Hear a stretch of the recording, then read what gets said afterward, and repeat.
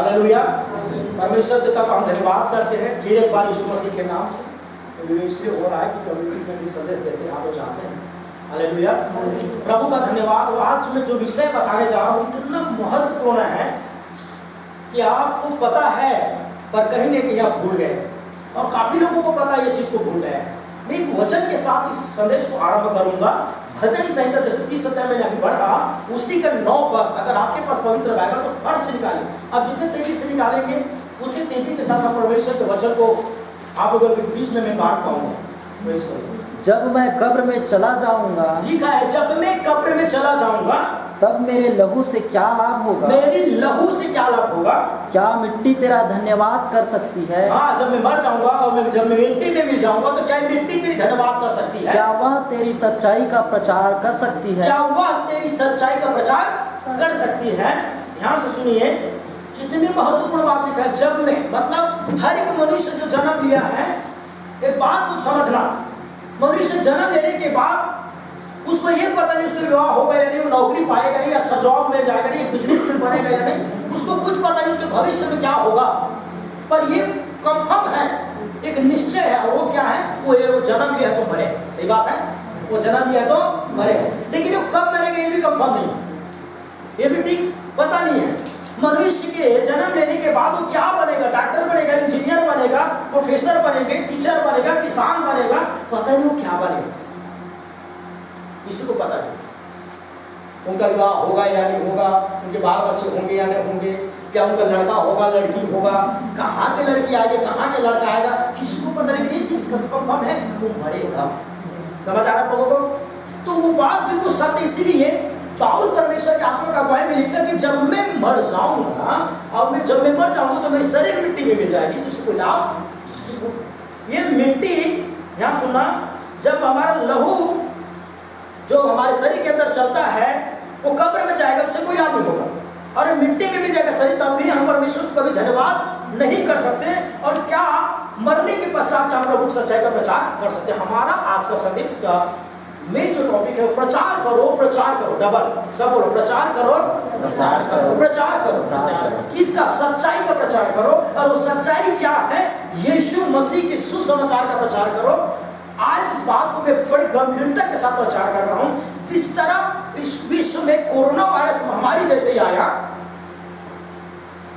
बड़ी तेजी के साथ फैल गए, साल भर भी नहीं, पूरा दुनिया बच्चा से लेकर बूढ़े तक को पता है कोरोना वायरस एक विश्व महामारी बन चुका है ना? कैसे पता चला? प्रचार करने से। Social media, WhatsApp, Facebook, Twitter, news channel, ये इलेक्ट्रॉनिक काम, प्रिंट मीडिया, इलेक्ट्रॉनिक मीडिया, सारे माध्यम से लोगों के बीच में प्रचार हुआ। फिर एक दूसरे के द्वारा, एक को पता एक दूसरे को पता, इस तरह प्रचार हुआ और लोगों तक पहुंच गए कि खतरनाक बीमारी है, महामारी है। ठीक है, उसी तरह प्रभु यीशु मसीह के बारे में पता चलना चाहिए। लोगों को पता चलना चाहिए कि यीशु मसीह क्रूस में क्यों लटकाया गया, यीशु मसीह क्रूस में क्यों मारा गया, और यीशु क्यों तीसरे दिन जी उठा गया, और यीशु मसीह ने इस दुनिया में क्यों आया।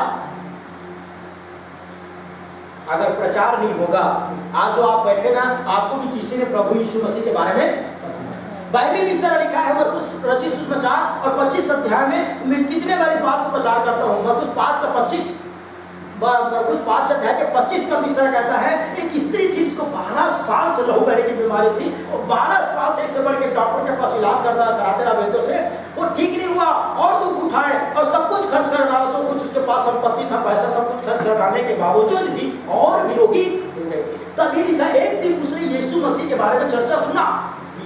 कोई प्रचार किया होगा तभी तो सुना होगा, इसने बताया होगा तभी तो उसने सुना। जैसे उसने यीशु मसीह के बारे में चर्चा सुना और मन में कहने लगी कि मैं यीशु के पास जाऊंगी, उनके कपड़ों को छूंगी, चंगी हो जाऊंगा। और क्या हुआ कि सच में यीशु एक दिन उस गांव से गुजरा और जब गया तो यीशु कपड़ा छुआ और वो स्त्री चंगी हो गई। प्रचार किया, हालेलुया। और उन्होंने प्रचार किया, तब उसको विश्वास है। कई लोग बोलते हैं कि संसार के लोग यीशु मसीह पर विश्वास नहीं करते। कैसे विश्वास करेंगे बताओ? एक वचन क्या है? रोमियो के पत्री 10 अध्याय, रोमियो के पत्री 10 अध्याय, रोमियो के पत्री 10 अध्याय, सब निकालेंगे। नया नियम, रोमियो के पत्री 10 अध्याय, ये तो काम के बाद रोमियो के पत्री 10 अध्याय निकाले। और एक वचन को पढ़िए,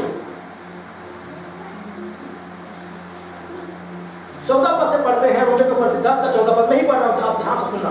फिर जिस पर उन्होंने विश्वास नहीं किया उसका नाम कैसे ले, और जिसके विषय में सुना नहीं उस पर कैसे विश्वास करे, और प्रचारक बिना कैसे सुने, और यदि भेजे ना जाए तो कैसे प्रचार करे। और जैसा लिखा है, उनके पांव क्या ही सुहाने और जो अच्छी बातों को सुसमाचार सुनाते हैं, परंतु सबने उस पर सुसमाचार पर काम नहीं लगाई, ऐसा यह कहता है।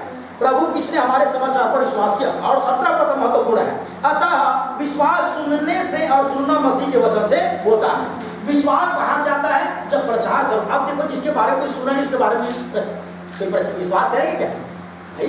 कभी किसी ने उसको यीशु मसीह बारे में बताया नहीं कि यीशु मसीह मुक्ति दाता है, चंगा करने वाला है, वो हमारे पापों के लिए मारा गया है, गाड़ा गया, किसी दिन जी उठा है, और जो कोई इस पर विश्वास करेगा वो ना तो शरीर से चंगा होगा पर वो आत्मा से चंगा होगा। और इस दुनिया में शरीर चले भरी मिट्टी में मिल जाए, पर आत्मा सदा अनंत जीवन के वारिस बन जाएगा, प्रभु यीशु मसीह के नाम से स्वर्ग की वारिस। हालेलुया। मेरी बात को थोड़ा गंभीरता से समझना। मैं पूछना चाहता हूँ, आज हम लोग महामारी के नाम से घर से नहीं निकलते, सावधानी है क्या? हमारा डर भी है और सावधानी भी है। प्रेरित पौलुस और प्रेरितों के विषय में जब पढ़ते हैं, साउल के बारे में साउल पतरस के बारे में पढ़ते हैं, उस समय जो प्रेरित उनके बारे में पढ़ते हैं, लोग उनको यीशु मसीह बारे में प्रचार करने से रोकता था। जब प्रेरित 4 घर पढ़े उसको धमकी दिया जाता था कि तुम प्रचार करो यीशु मसीह बारे में, तुमको जेल में डाला जाएगा, मारा जाएगा। पौलुस सिलास को तो जेल में भी डाला गया। पौलुस कहता है, मुझे 5 बार पेट मारा, 3 बार कोड़े खाया, मैं समुद्र में, मुझे कई बार पथरवा भी किया गया, पर मैं प्रचार करना। जब सताओं के बीच में जान को जोखिम को डालकर यीशु मसीह के बारे में प्रभु प्रचार करता है। हालेलुया। मत्ती 18 और 14 पद कहता है, परमेश्वर जो स्वर्ग में है उनकी इच्छा नहीं कि एक भी लोग नाश हो जाए, एक भी लोग कोई नरक ना जाए, ये प्रभु चाहता है। हालेलुया।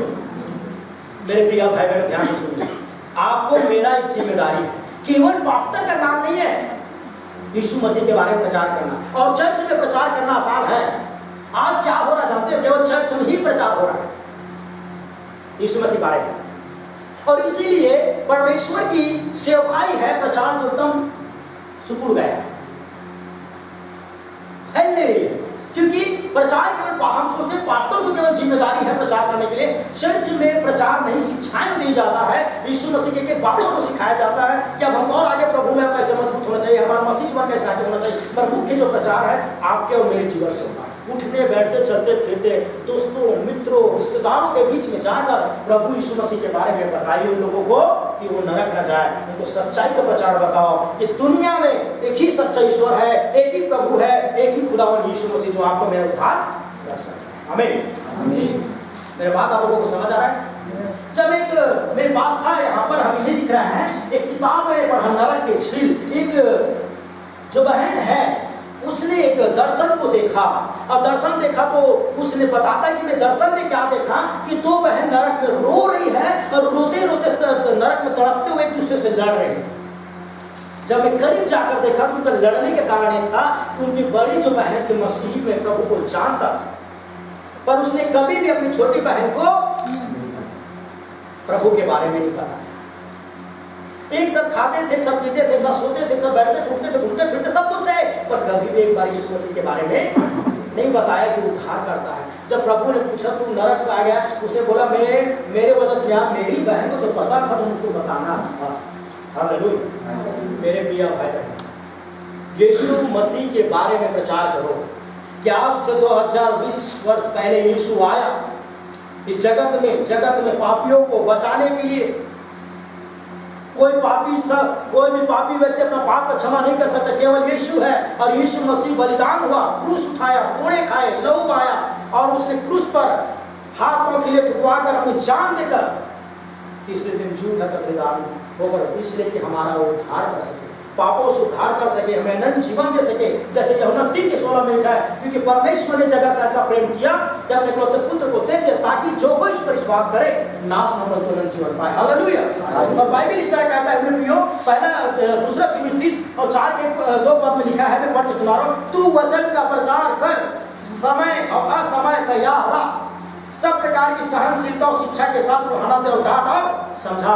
किसका? वचन का प्रचार कर। 2 तीमुथियुस 4:5 में लिखा है, पर तू सब बातों में सावधान और दुख उठा, क्या उठा? दुख उठा। और सुसमाचार प्रचार का काम कर और अपनी सेवा को पूरा कर। आपको मुझको जिम्मेदारी मिले यीशु मसीह के बारे में प्रचार करना। अब मैं तो आपको समझाना, एकदम साधारण शब्दों में समझाना चाहता हूँ। आप लोग यहाँ कैसे बैठे? किसी ने आपको यीशु मसीह के बारे में बताया? सही बात है। तब आकर आप यहाँ बैठे। आप अपने पुराने जीवन को याद करें जो बैठे हुए। अभी लॉकडाउन में बहुत कम लोग आए हैं, सोशल डिस्टेंस के साथ बैठे हुए हैं। हम बहुत कम लोग आए हैं, पर इससे पहले कितने लोग आ रहे हैं? आते थे अभी। और हर की गवाही है कि कोई पागल टाइप हो गया था, कोई डिस्टर्बेंस सता रहा था, कोई बीमारी से मर रहे थे, किसी घर में कमा रहे थे, पैसा नहीं बच रहा था, कई घर में अशांति बढ़ा था, झगड़ा लड़ाई, बाल बच्चे परिवार के नाम से परेशान थे, साथ ही साथ उनके जीवन में शांति नहीं था। आज कई ऐसे लोग जिनके लोगों को विवाद हो रहा था, कोई आत्महत्या करने वाला था, उन सबको यीशु मसीह बचाया। कैसे बचाया? जब किसी ने उसको यीशु मसीह के बारे में प्रचार किया। किसी ने बताया भैया दीदी एक बार प्रभु के पास आइए, एक बार यीशु मसीह के बारे में विश्वास कीजिए। आप प्रचार किया तब आपका जीवन बचा है मेरे को, तो आपका ऊपर एक कर्ज है कि आप भी प्रचार करके अपने कर्ज चुकाओ। हालेलुया। आपको जैसे किसी ने बताया, प्रचार दिया, एक बात मैं बताना चाहता, जैसे मुझको प्रभु ने चुना और मेरी जीवन को जैसे प्रभु ने बदला, और मैं सोचता क्या प्रभु ने मेरा जीवन बदल दिया है, मैं प्रभु को मानता रहूंगा, प्रतिदिन प्रार्थना करूंगा, बाइबल पढ़ूंगा और चर्च जाता रहूंगा, और साथ ही साथ अपने काम को ध्यान देता हूँ, और संडे बस को मुझे चर्च जाना करके घर में रुक जाता हूँ आप लोगों के जैसे।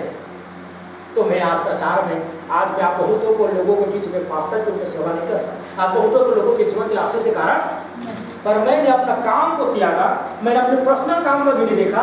केवल क्या बरसात और क्या धूप और क्या ठंडा में, हर समय, हर परिस्थिति में, हर दुख के साथ, हर सताव के साथ, हर कमी में, हर घटी में प्रभु यीशु मसीह के नाम से सुसमाचार देना। तो इसका कारण जो मेरा मुख्य उद्देश्य क्या जानते हो?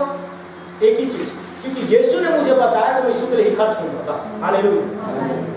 आज मैं जिंदा हूं कि प्रभु के लिए, और मैं प्रभु को खर्च। साफ साफ तो बाइबल हमें इस तरह कहता है, ध्यान सुनिएगा, जब हम इस पढ़ते हैं भजन संहिता, तो मेरे प्रियो जो मरने के बाद हमारे लहू से कोई लाभ नहीं, जो तगड़ा लहू है, ये मजबूत चमड़ी को काम है। आप जानते हो अभी मैं अभी कई जब पेपर में पढ़ रहा हूँ, न्यूज में देखना, आज जवान कब कैसे मर जा रहा है पता नहीं, अचानक हार्ट अटैक मर जा रहा है, कोई मर्डर से मर जा रहा है, कोई चीज से मरते जा रहे हैं लोग, पता नहीं कब किसका मृत्यु कितना समय आ जाए। लेकिन आप प्रभु के लिए कुछ करके नहीं मर रहे, बड़े दुख की बात है।